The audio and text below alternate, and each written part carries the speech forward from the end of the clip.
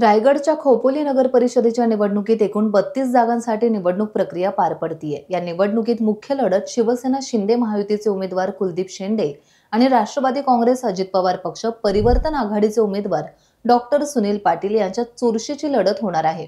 या निवडणुकीत आमदार महेंद्र थोरवे आणि राष्ट्रवादी अजित पवार पक्षाचे जिल्हाध्यक्ष सुधाकर घारे यांची प्रतिष्ठा पणाला लागली आहे। प्रचारात जनतेतून उत्स्फूर्त पाठिंबा आणि प्रतिसाद मिळत असून महायुतीचे शिलेदार बहुमताने निवडून येतील असा विश्वास शेंडे यांनी व्यक्त केलाय।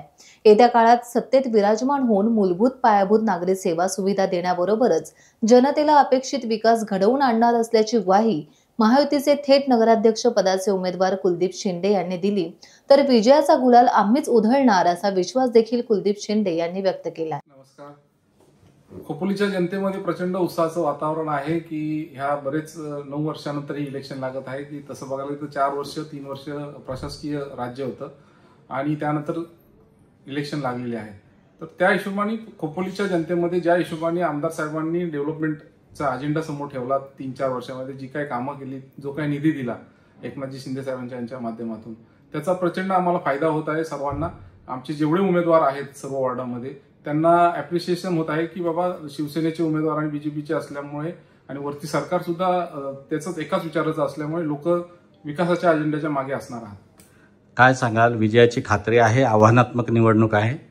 100% विजयाची खात्री आहे। खोपोलीकरांचा सर्वांचा पाठिंबा मला आहे आणि एकंदर जे काही विकास कामं केंद्र सरकारकडून महाराष्ट्र शासनाकडून ज्या ज्या योजना आम्हाला राबवायच्या त्या आम्ही प्रभावीपणे आतापर्यंत राबवलेल्या आहेत। खोपोलीमध्ये जे काही हॉस्पिटल असेल, नवीन आता नाट्यगृहाचं सुशोभीकरण झालेलं आहे, नवीन लाईट्स, नवीन रस्त्याचं सुद्धा 120 कोटी रुपयाचं सँक्शन झालेले आहेत, कॉन्क्रिटीकरण, सिमेंट कॉन्क्रिटीकरण रस्ता आणि नवीन जी काय आमची भुयारी गटर योजना आहे तिला सुद्धा एक चांगल्या प्रकारचं अजून दर्जेदार प्रकारचं काम करण्याचं आम्ही ठरवलं असल्यामुळे खोपोलीच्या जनतेचा आम्हाला पूर्णपणे पाठिंबा असणार आहे। विकासाचं विजन काय? आतापर्यंत अशा कोणत्या गोष्टी अशा प्रलंबित आहेत की येत्या काळात जनतेला अधिक फायद्याच्या ठरतील ज्या आपल्याकडून होतील?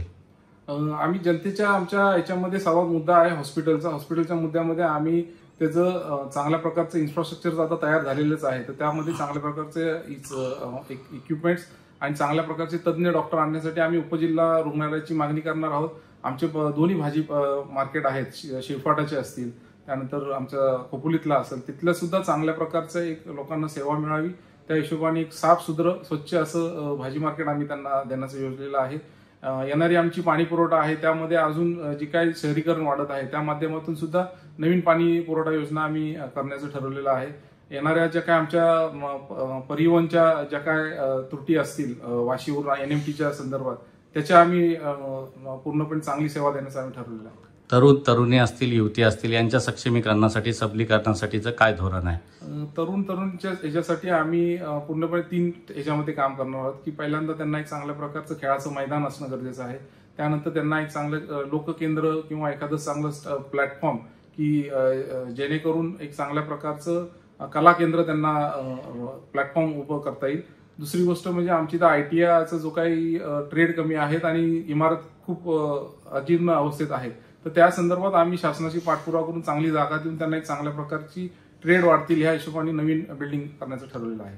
ही निवडणूक जिंकण्याची खात्री आहे कशा पद्धतीने की आव्हान उभं आहे? प्रतिस्पर्धी देखील या ठिकाणी मोठ्या प्रमाणात प्रचारामध्ये उतरलेले आहेत।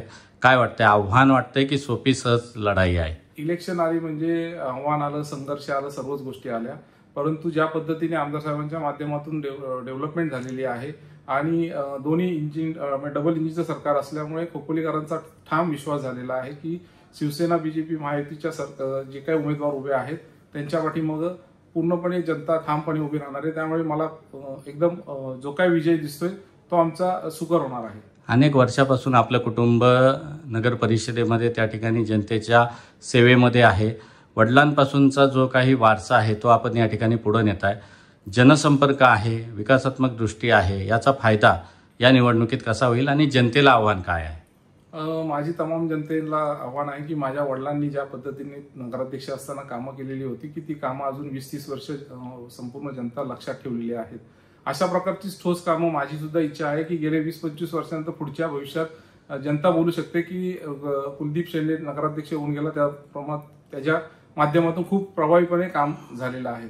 त्यामुळे माझं जनतेला पूर्णपणे आव्हान आहे की तुम्ही संपूर्ण आमच्या आमदार साहेबांच्या आणि शिवसेना बीजेपी युतीच्या सर्व उमेदवारांच्या मागे ठाम उभे राहा, विकासाच्या मागे ठाम उभे राहा आणि आमची जी काही धनुष्यमान निशाणी आहे आणि कमळाची निशाणी आहे त्याच्यावरचं बटन दाबून आम्हाला भरघोस मताने विजयी करा.